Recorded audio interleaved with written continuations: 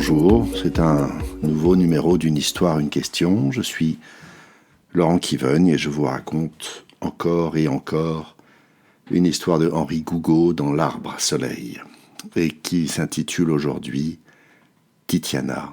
C'est un vrai conte de fées qui met en scène un jeune homme qui s'appelle Thomas dans ce conte. Thomas le rimeur, nous dit-on. Et Thomas le rimeur aime davantage que la compagnie des gens et de ses semblables, aime errer sur les jardins, s'en aller promener, les poings dans ses poches, et rêver au milieu de la forêt ou dans les plaines. Un beau jour, voilà qu'il prend un peu de repos au pied d'un arbre. Une cavalière arrive. Elle est magnifique. Dire qu'elle arrive, c'est presque trop. C'est comme si elle était apparue devant lui, comme si elle avait pris forme devant lui. La lumière brille dans ses cheveux et dans ses yeux. Thomas est déjà amoureux. Elle descend de cheval et ils se parlent comme se parlent deux amoureux, longuement, les yeux dans les yeux. À la fin du jour, elle lui dit « Je dois m'en aller, je dois retourner chez moi, car je ne suis pas de ce monde. Je suis une fée, lui dit-elle. Emmène-moi avec toi, lui dit Thomas le rimeur. M'emmener avec toi. Quelle douce perspective, mais vois-tu, le chemin est périlleux. Si tu m'accompagnes, il te faudra subir d'étranges épreuves qui pourraient te faire me perdre à jamais. Il est trop enthousiasme.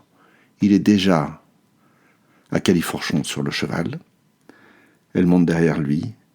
Elle noue ses bras autour de sa taille et les voilà partis dans une folle chevauchée. Ils vont si vite que les paysages autour d'eux disparaissent. Il est grisé, fou de joie. Autour de lui, ce n'est plus qu'une sorte de brume. Il se retourne, et là, quelle horreur!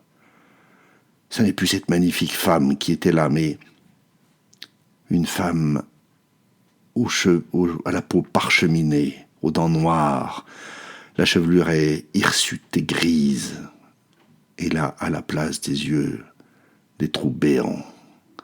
Il panique, il veut descendre, il veut s'arrêter, et puis il se souvient de ce qu'elle lui a dit, elle se souvient de ses épreuves qu'elle lui a annoncées.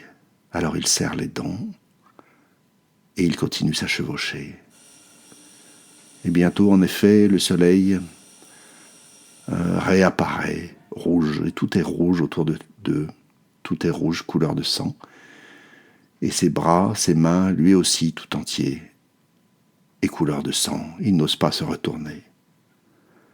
Bientôt, le paysage reprend des couleurs, alors, il entend la voix derrière lui qui lui dit qu'il est passé. Il se retourne et il retrouve Titiana, telle qu'il l'avait rencontrée. Il est au pays des fées et ils vont vivre là-bas 7 ans d'un amour parfait. Au bout de 7 ans, il revient chez lui, la nostalgie du pays sans doute. Il a envie de revoir les siens. Il passe là un moment et puis il veut repartir auprès de sa belle, mais comment faire ? Alors on l'a vu, pendant un temps, souvent, battre les chemins. On l'a vu, un jour, dit-on, courir après une biche qui a sauté dans le torrent.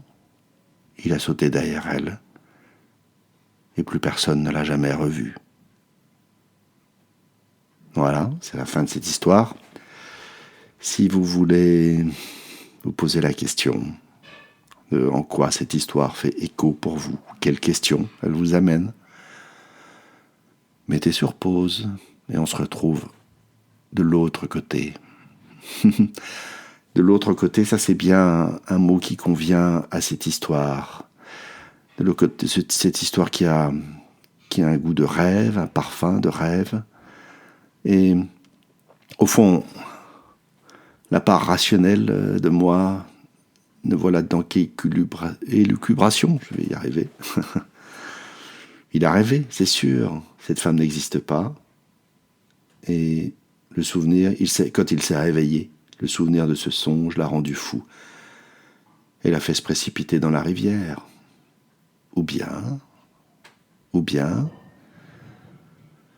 non, ou bien tout cela est réel et il est maintenant auprès de sa belle, qui sait, au fond.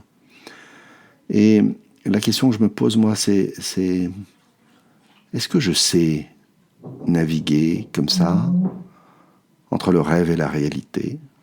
Est-ce que je me contente de regarder ma vie comme une suite de faits bruts, sans enchantement?